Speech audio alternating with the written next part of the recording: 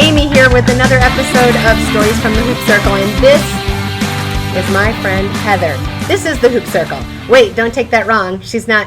Well, let's talk about the Hoop Circle. Heather Kirkendall. Welcome, Hi, Amy. Welcome to the show. Okay, isn't that Thanks funny? for We say having welcome me. to the show. She's talking about, I don't want to look at myself. And this is where we just try to be ourselves and have a lot of fun and hope you enjoy it too. Heather Kirkendall is the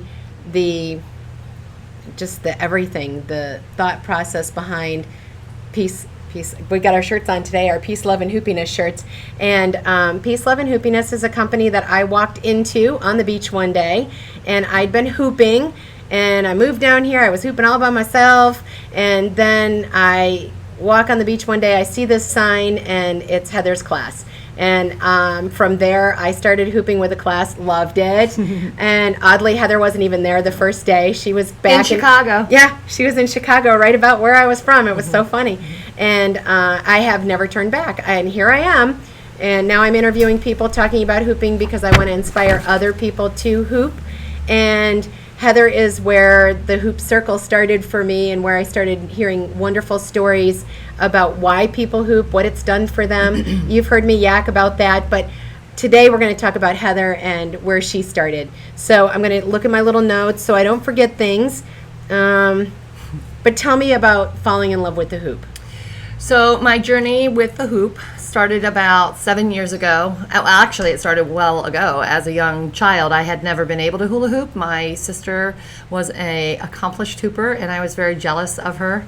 And so 7 years ago, I had actually a few years prior to that, I had a major event happen in my life and found myself at a pretty low place, and was off on a little family sabbatical at a music festival. It was something we attended annually, so it was our vacation, if you will, like your Disney World. It was our Disney World. So anyways, at a music festival, there was a lady in the amphitheater listening to music, and she was hula hooping with this ginormous hula hoop. I mean, it was so big, I can't even tell you. It was taller than she was. It was just this ginormous hula hoop. And my sister and I went down and chatted her up, and she was kind enough to get me hula hooping. And the moment that I got it successfully rotating on my waist, I feel like I had a come to Jesus moment. It was euphoric. It was, I had a huge burst of confidence. I had this adrenaline rush that was like, better than any drug I'd ever taken well long ago. I don't do drugs anymore. We'll get there. Sorry. So I came home from that music festival completely changed, different, inspired, needing to know more about this plastic circle that I had just spent the weekend playing with. And not being able to get out of it. It was really one of the coolest things that's really ever happened to me. In any event, I came home, I jumped on the internet, I spoke with my brother-in-law, who is a pipe fitter. He does fire sprinkler work, and so he knew about material and connections and how to fashion these hoops together, because I couldn't find one in a store locally that was big or heavy. I couldn't remake what I had been shown that I could use. So I had to figure out a way to do that, and so we did. Back then, those hoops were probably 3 pounds a piece, and I was having a lot of people hooping them, not really knowing much about hoops and sizes and weights and all of that. All I knew is that it was awesome for me, and I was having a great experience, and as were other people. Luckily, no injuries along the way. Now that I know better, I wouldn't do that again, but we all learn. Anyway, so my daughter and I started playing in the backyard. We made our hoops. We started going out in the backyard. We started playing, dancing, putting on music, having fun, and it became this place where her and I had a little bit of growth as well. She was a preteen at the time, and a girl, and I had horns and said no a lot, and so we weren't best of friends. Because no is our favorite word as moms. No, we're not supposed to be best of friends, but we just had a little bit of, it wasn't always so nice. Right. There's a lot of struggle. Right. Nice to share something. Yeah, so this was no judgment, no confrontation, no competition, no nothing. We were just able to be together, laughing, chatting, talking about whatever, or not talking at all, just enjoying the experience together, which was a nice place for us to be. She taught me everything I know. She taught me how to waist hoop. She taught me how to shoulder hoop. She taught me how to leg hoop. Pretty cool time for sure. And as well as that experience, I also had my body changing along with this. And now I can't tell you whether I was out there for 2 hours every day or Sure. an hour 3 times a week. Mm-hmm. It was never structured. It was never scheduled. My eating habits started changing. My mind started changing. Food? You say food? Amy's Yeah. love. Yeah. Let's change the food and see what happens. Yeah. I love that. But the funny thing was, it wasn't like this drastic, I'm cutting out all my carbs, I'm not eating sugars, I'm not doing this. What my body was saying to me was, you don't need that quart of Ben & Jerry's or the Talente salted caramel. Oh, my love. You don't need the whole thing. You can have a teaspoon or two, and your craving or whatever it is that's telling us we want to try that is satisfied. I didn't need the bag of chips when I had a bad day at work, or when I was feeling bad about who I was, or somebody gave me a negative comment or whatever. Everything became a food cure when I was not feeling good. So let me preface and interject just a yeah, little because I'm bit getting here. off task. No, that's okay. One, I want to apologize for the noise behind us, but don't you love the view here in Florida? We do love it. They're doing a little work on the golf course, so I'm hoping by the time that I hear all of this, we're not hearing more noise than us. We're enough noise. Okay, so Heather is talking about food and also talking about her body changing. And with that, I just wanted to revisit those changes briefly, because when I met Heather, she'd already lost weight. I remember one of my first classes, she actually had a picture of her before and after, and I was like, what? And so Heather probably has those to share as well. Do you have a picture? Or are you like reaching I can for probably it? get one out of my Okay, so she's phone. digging around for one in her phone, but she was pretty drastic, and so and that's a story that I hear again and again about people who start moving and find something they're passionate about. Maybe it's not the hoop for you, but I hope it is. But once you start moving and finding what is your passion and a way to get off that sofa, get up and moving, because what I say is, if you don't move, you don't move. Yeah. You gotta move. And so Heather, what do you think you weighed? Oh, I know what I weighed. I was 179 pounds. I mean, no, that's funny. I was 279 pounds. It's like, really? Because I was at. Yeah, And how tall are you? I'm 6 foot. I was wearing size 26 clothing. I don't know if that helps you kind of get an idea of what my size was, but I had to shop at Lane Bryant. I couldn't go into Walmart or into Target or into Sears or JCPenney's or anywhere else and just buy clothes like the normal Joe does. Okay, so here she's got a picture, all right. and I may actually Let's put see if this we on can make it work after. here. Yeah, there you can make Oops, it work. this That's way. perfect.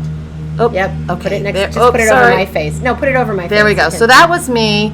That was my 40th birthday, and I'm 47 now. So yeah, a little bit of a change. And we're gonna hoop it out at the end, so you get to see her. Yeah, and really, so that's yeah. it. So we basically, you fell in love with the hoop. You made a hoop that worked for you. You were Yeah. hooping with Hannah. That made you happy. I hooped with Cassie. Yeah. She actually started hooping first, and then I joined her after my MS attack. Yeah. But then, So that was where- a 3-year journey. That Where a- was the birth of Peace, Love, and Yeah. Happiness? So 3 years into this adventure, I had given out enormous amounts of hoops everywhere I went. I took hula hoops with me, and decided that. And at the time, I shared that I was at one of the lowest places in my life. I was a nurse previously, and just to give you a little background, I had a series of surgeries that were back to back over a period of 5 years. And not to place blame anywhere, it just is what it is, and we know that now about addiction. I became very addicted to narcotic pain medicine, and it got to the point that it was no longer healthy for my career, my world, my life, my anything, and I bottomed out. And so I was in a place of who, what, how, where. I'm almost 40. I've felt like a failure. I didn't know what to do. I was unhappy working with my brother-in-law. Very grateful that they gave me the opportunity to work, but very unhappy. I was in a room with no windows and sitting at a desk. I don't think I could do that. And it just wasn't. I couldn't do that either. And I was on Facebook one day, and an ad came up on the side, and it was an ad for Hula Hoop Fitness. And I had another one of those eureka moments. I said, "That's it. That's what I'm going to do. I love hula hooping. Why not take my passion and turn it into something that I can get paid to do?" And that's what I did. So April of 13, I went to my training. That was the last weekend. And May 1st, Peace, Love, and Hoopiness was incorporated. I came home from the experience so empowered. I got on the phone and Skyped to my sister, and we came up with this name. And then within a week, I had a business, Peace, Love, and Hoopiness. And I made it a commitment or a goal to have my first class in the first week of June. June being my birthday, the first week of June was my birthday. I thought this is a great present to do, is have your first class. So on June 3rd of 2013, we had our first Hula Fit class, and it was awesome. I was not there. But anyway, that's how it happened. That's where we are. And now almost 4 years later, I have 12 classes going throughout the community. I have beautiful women like Amy supporting Peace, Love, and Hoopiness and teaching as well. We have now... It's how I afford more hoops. I think we have now 5 Hula Fit instructors in the area, which is pretty amazing. And we have some that come for the winter and they go home and they teach at home. We have some in Canada. We have a teacher in Costa Rica. So Hula Fit is really growing and really expanding, and it's really exciting to see. Just because it's so darn good for us. It's so darn good for us. It is so good for us. And dovetailing off of, it was June 2013. It was October, November of 2013 when I wandered into the class. Mm-hmm. So I've been around and had the privilege to watch the classes grow at the beach. And it's like you walk onto the beach and you see all these people, like 20 people, and you're like, what just happened? Because the year before it would be like 5. And so it's been an amazing journey, and even more so to be involved with it. When she was talking about giving out hoops, I'm sort of at that stage myself. I just, make a few hoops. I think somebody needs to hoop, so I give them a hoop. And it's sort of like, It's a Wonderful Life. Mm-hmm. Every time a bell rings and an angel gets their wings, well, I think every time a bell rings, somebody gets a hoop. So I feel great when a new hooper is born. Now the noise has died down a little bit. I'm really hoping that turns out well. I think with the microphone it will. And so I have enjoyed watching the process and being part of it. And I'm a small part of it. I have a few classes, but I have people in my community hooping, and that's important to me. 100%. I want them to move. 100%. That's where the joy comes in. Now, you're a hoop maker, and Yes. I know how to make hoops, but I do not consider myself a hoop maker. Mm-hmm. So tell me just a little bit about, I heard you say that at the Sunfest.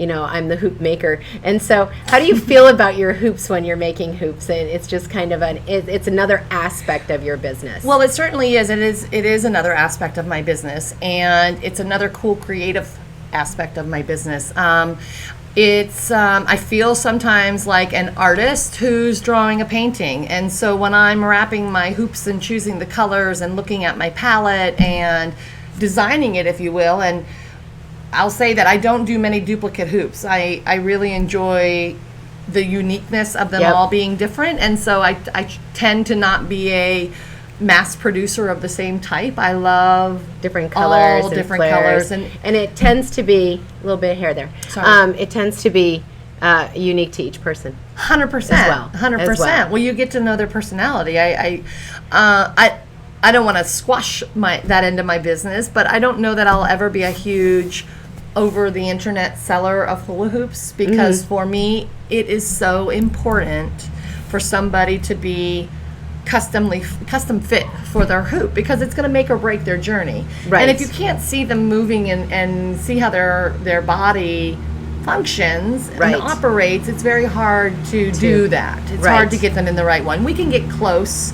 Right. We can massage it, get close with our experience, but it's very, very, very challenging Right. sometimes. So to see people moving, and even when I have classes, I know that I'll be like, well, Heather, this person, and it's a manner of seeing them. So sometimes I'll even videotape people so she can see how the person is moving, because for me, I like to get you hooping, and I have a bunch of hoops you can try, but I'm not the hoop maker. So, and they're so pretty. We're going to hoop with some sparkly ones today as we hoop it out. Now, where to find Heather is a new question of interest, because Heather's going to be going abroad and working with hoops and we're doing a team building retreat. There you go. So tell me about your team building retreat. We've been contacted by a investment firm in London, and they do an annual, London, What? international. They do an annual team building retreat, and they've invited Peace, Love, and Hoopiness along to be the team builder. So we're going to be doing 2 days of hoop activities, a plethora of different things. We're going to touch on hoop making. Yeah, lucky team builders. yeah. That's what I have to say about that. Yeah, that's not a secret I give off very, very lightly. So that's really awesome that you're going to be. Now, you've also just this spring did your first workshop. And tell me where it was, because I totally forgot. The retreat or the workshop? So, the retreat. Okay, so the retreats also are another new expansion of Peace, Love, and Hoopiness. And Another where to find Heather, all over the place. yeah, we went to Tybee Island, Georgia. That's it. And we had a group of 24 amazing women. And we had laughter yoga with Jill, and we did yoga with Suzanne Sparks, and we had conscious eating with Nikki Roberts, and we had hula hoop fitness with Peace, Love, and Hoopiness, and we just connected and gave ourselves some space to just regenerate and renew and That's awesome. yeah, kind of inspire people, inspire ourselves to, just do what needs to happen and clear our minds a little bit and reassess and go back on and be good to ourselves for a weekend, instead of being the busy moms and the busy spouses and the business partner and all of that good stuff. We need time for ourselves. It's very important. We tend to run a lot. We do. Even so, and the joy of hooping, we tend to run from class to class, and we chat with people, and we like to spend time with people, but then we come home and we drop everything, and we're suddenly family people again. So even though we hoop a lot and get a lot of exercise, I find that I myself don't always get enough me time. I'm not sure Rich would agree with that, my husband Rich, but you know what I mean. So we do love being busy, but we also need to take time for ourselves. So if you have the opportunity to check out Peace, Love, and Hoopiness, you can see where those retreats and workshops are happening. And that includes the restorative hooping classes, which are on hiatus in December, but coming back in January. Whoop whoop. And my classes tend to be more snowburn related, and that's okay, peeps. Love it. Just love it. And you can check out all that Heather has going on at Peace, Love, and it's important to spell out the word A-N-D, Hoopiness. So check her out there. And then the other thing, Amy's there too. Yeah, I'm there too, just a little bit here and there. And this brings us back to the circle, and really where this came from is that I like talking to people and finding out their story and finding out how they started hooping, and almost there's nobody you talk to that doesn't somehow start talking about how good they feel, how great it is for their brain, how much they feel like a kid, and just getting those endorphins going and having a chance to play. This morning in my restorative hooping class, playing catch with the ball, with the hoop, loved it. And then we did the bounce the ball, and then we were like seeing if we could catch it over here and toss it over. No, I'm not. But we were just having fun, and it's really important to play. And I think the hoop can be great core fitness, great get your heart rate up and all of that, but you also have that chance to play. That I don't know that I feel that way when I go to other workout classes. I don't always feel like I'm playing, but I never feel like I'm just working out with the hoop. No, the hoop class is pretty awesome. Yeah, it is. It's very hard to 100% describe it, and you have to try it. yeah, you definitely have If to you try can, it. if you are not in the Nokomis, Venice, Sarasota, Illinois, Jump online. Florida area, There's classes find online. a class somewhere near you. Jump online. She also has classes you can like sign into, and then you sort of feel like you're at the beach, even though it's cold outside. You'll get to look and see beautiful space behind you. So there's plenty. There are opportunities. So if you're listening to this and you're like, what are these ladies talking about? You can check it out. You really can. So do, because hooping is fabulous, and there are other hooping communities. It's not just our wonderful hooping community. We are a small little thumbprint on the hooping world. There's so much information. Jump on Google, jump on Facebook. I mean, Sure. any medium, any social medium out there any longer. Just put a search in for hula hoop fitness. Meetup's a good place to find Yep. local hoop festivities. You'll find local hoop jams and hoop classes, and there's all different kinds of hula hoop Yes. classes. There's dance, there's fitness, there's workshops, there's retreats. There's Right. a lot of stuff going on out there. Right. So We just happen to be partial to what we got going on, but there are other places and other avenues. But do check us out at peaceloveandhoopiness.com. With that, I think I'm looking at my list, and we did pretty good covering it Yeah. all. Thanks for bringing my list. I gave her the list, and she brought it. Otherwise, I was recreating it. But I want to thank you for joining us again on another Tales from the Hoop Circle with Heather Kirkendall, owner, inspiration, and Peace, Love, and Hoopiness guru. So with that, hey, Heather, would you like to hoop out with me? let me guess, we're gonna hoop it out. We are going to hoop All it right, out. let's because go hoop it We out. got to hoop it out. That's what we do got to it. do. All right, let's do it.